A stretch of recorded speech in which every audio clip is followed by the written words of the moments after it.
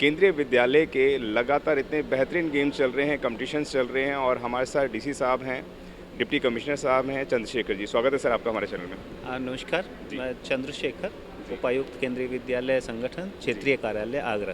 जी। अ, यहाँ पे 25 संभागों से आए हुए सभी विद्यार्थी पार्टिसिपेट कर रहे हैं और इन सभी छात्रों का सिलेक्शन जो है वो रीजनल लेवल पे किया गया था। पहले विद्यालय लेवल पे प्रतियोगिताएं आयोजित की गई, फिर विद्यालय लेवल के बाद रीजनल लेवल पे प्रतियोगिताएं आयोजित की गई और वहाँ से जो स्टैंडर्ड केंद्रीय विद्यालय संगठन की तरफ से फिक्स किया गया है, उन स्टैंडर्ड के बेस पे ही छात्र छात्राओं का सिलेक्शन हुआ है और वो यहाँ पे प्रतिभागिता कर रहे हैं। जो बच्चे यहाँ से अच्छा करेंगे, अच्छा परफॉर्म करेंगे और जीतेंगे और उनका सिलेक्शन जो है एसजीएफआई के लिए होगा और ये बच्चे केंद्रीय विद्यालय संगठन की तरफ से एसजीएफआई में पार्टिसिपेट करेंगे। जी। बताया जाता है केंद्रीय विद्यालय के बच्चे खेल कूद के साथ पढ़ाई में भी अच्छे होते हैं, तो कैसे आप मैनेज करते हैं? क्योंकि बच्चों के ऊपर ही जो एजुकेशन लोड है वह भी बच्चों के ऊपर ही आता है। इस कंपटीशन की तैयारी के लिए 2-4 महीने लग जाते हैं, फिर एजुकेशन का दबाव भी आता है, तो हाउ टू मैनेज, किस तरीके से मैनेज करते हैं आप लोग इस सब चीज़ों को?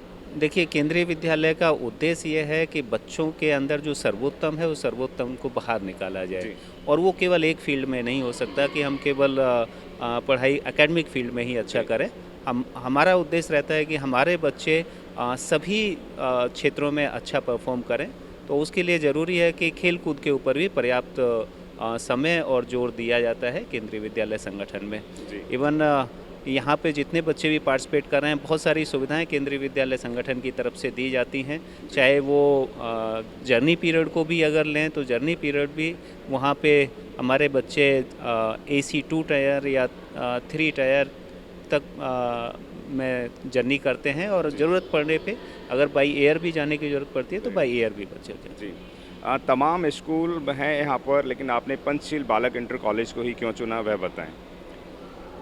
पंचशील बालक इंटर कॉलेज सबसे अच्छी बात है, एक गवर्नमेंट संस्था है और हम चाहते थे कि गवर्नमेंट संस्था के साथ ही जुड़ा जाए और उनके पास बहुत अच्छा इंफ्रास्ट्रक्चर है, उसका उपयोग हमारे बच्चों के लिए हो ताकि हमारे बच्चों को भी एक स्टैंडर्ड फैसिलिटीज़ देखने को मिलें और जब वो एसजीएफआई में जाएं तो और अच्छा परफॉर्म करें। क्योंकि बेसिकली हम सीबीएसई के क्लस्टर और प्रोग्राम कराते रहते हैं, ये हमारे लिए एक अनुभव रहा और हमने बहुत कुछ सीखा इस प्रोग्राम से।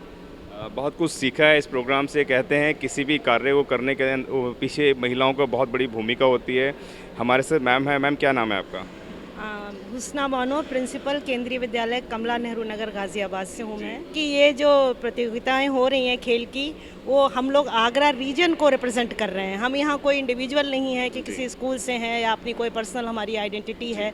हम आगरा रीजन वाले हैं और अपने रीजन के लिए सभी कुछ करने के लिए हमारी पूरी टीचर्स की टीम लगी हुई है दिन रात और हमारे बच्चे बहुत खुश हैं। बहुत ही व्यवस्था और हमारे पंचशील बालक इंटर कॉलेज के जो प्रिंसिपल साहब हैं, बहुत उन्होंने कोऑपरेट किया, बहुत ही अच्छा इंफ्रास्ट्रक्चर और फैसिलिटीज़ दी हैं। सभी बच्चे और एस्कॉर्ट्स बहुत अच्छी तरीके से प्रतियोगिताएं हो रही हैं। जी। मैं आपको बता दूं कि मैं यहाँ पे कई बार यहाँ पे न्यूज़ के लिए कवरेज करने आया, तो यहाँ पे देखा कि सुबह 6 बजे भी यहाँ पर जो टीचर्स थे, पता ही नहीं चल रहा था टीचर्स हैं, एम्प्लॉयज़ हैं, क्या हैं। वह व्यक्तिगत तौर से भी साफ़ सफाई खुद कर रहे हैं, खुद ही का सभी चीज़ों को कर रहे हैं। जैसे मैडम ने बताया कि यहाँ पर एक टीम ग्रुप होता है। केंद्रीय विद्यालय और पंचशील ने एक इतिहास रचने का काम करा है। इस इतिहास को हर साल रचते हैं या कई सालों में एक बार होता है, क्या कहेंगे सर? नेशनल प्रतियोगिताएं हर साल आयोजित की जाती हैं, लेकिन कोविड की वजह से पिछले 2 सालों में नहीं हुई, यानी 2020 में नहीं हुई, 21 में नहीं हुई और इस साल आयोजित की जा रही है।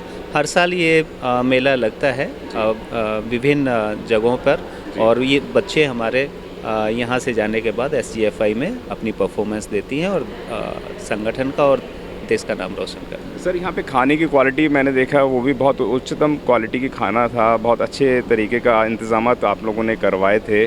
तो क्या कारण है, जबकि बच्चों को होता है कि आप रह लीजिए, सो लीजिए, चल जाएगा, हो जाएगा, लेकिन ऐसा कुछ नज़र नहीं आया? क्योंकि हम लोग मीडिया वाले हैं, हम लोग वो ख़राब चीज़ों में ज़्यादा देखने की कोशिश करते हैं, कुछ ऐसा नज़र आए ताकि हम लोगों को भी टीआरपी मिल सके। क्या कहेंगे ऐसा? नहीं, खाने का मुझे अभी तक कोई ऐसी शिकायत नहीं मिली है कि खाने में कोई कमी हो। इवन हमने भी वहाँ पे बच्चों के साथ बैठ के खाया है और बहुत अच्छा खाना लगा। कहीं किसी तरह की कोई प्रॉब्लम नहीं है। हमारा उद्देश्य रहता है बच्चों को पौष्टिक खाना मिले और ये केंद्रीय विद्यालय संगठन की तरफ से पहले ही निर्धारित है कि किस तरह का मील बच्चों को प्रोवाइड करना है, चाहे वो ब्रेकफास्ट से लेके लंच और इवनिंग स्नैक्स और साथ में डिनर तक। डिनर के बाद इवन उनको जो भी नॉर्म्स हैं उसके हिसाब से 200 ml तक का मिल्क भी उनको प्रोवाइड किया जाता है। तो हमारा पूरा ख्याल रहता है कि बच्चों को पौष्टिक आहार दिया जाए ताकि घर से बाहर भी वो एक एनर्जी के साथ जो है खेल पाएँ। जी बिल्कुल। सर मैं आखिरी सवाल आपसे रखूँगा, जो बच्चे यहाँ पे हज़ारों बच्चों ने पार्टिसिपेट करा लेकिन कुछ थोड़ा पीछे रह गए इस टैप के अंदर, क्योंकि फर्स्ट सेकंड थर्ड का ही मुझे लगता है ऐसा रेशियो रहा होगा, जो बच्चे विनर नहीं हो पाए या विनर के पास पहुंच पाए, उन बच्चों को क्या कहना चाहेंगे आप? अभी ये सीखने की कला है और हम सीखने के स्तर पे हैं। यहाँ से हम हार जीत को अपने लाइफ के लिए कोई एंड पॉइंट ना समझें, ये तो एक शुरुआत है।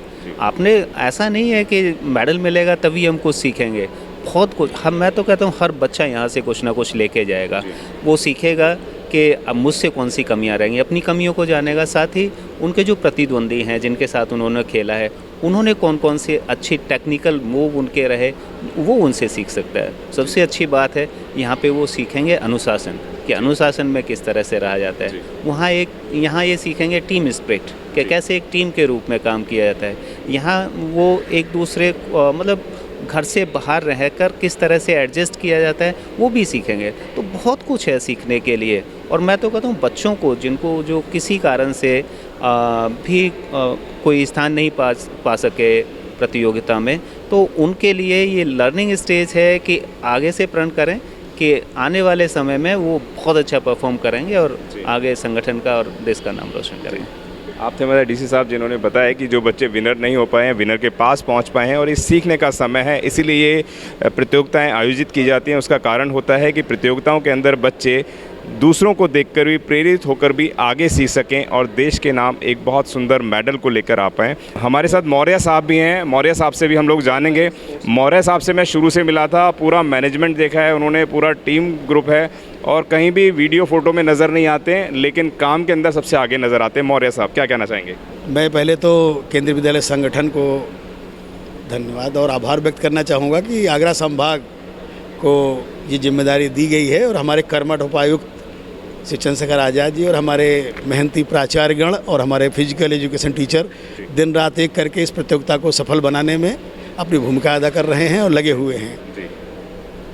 चेस फेडरेशन ऑफ इंडिया, रोपसिंग फेडरेशन ऑफ इंडिया और योगा फेडरेशन ऑफ इंडिया के बहुत ही एक्सपर्ट ऑफिशियल्स यहाँ लगे हुए टूर्नामेंट कराने में।